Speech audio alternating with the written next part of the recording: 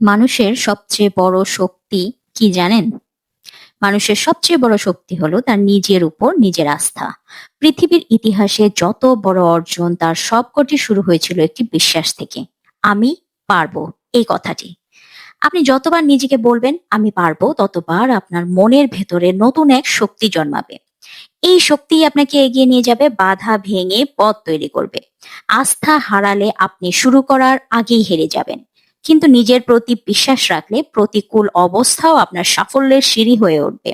হোঁচট খাবেন, এটা খুবই স্বাভাবিক একটা প্রসেস। কিন্তু পড়েই থাকবেন না, যে না আমি পড়ে গিয়েছি, এটা আমার ভাগ্যে ছিল, আমি আর উঠবো না। কখনোই নিজের ব্যর্থতার দায় ভাগ্যের উপর চাপাবেন না।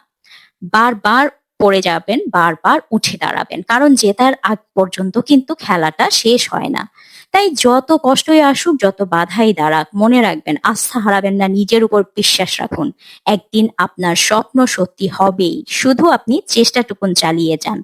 আপনার ভেতরের সেই শক্তিটি আপনাকে গন্তব্যে পৌঁছে দেবে ইনশাআল্লাহ।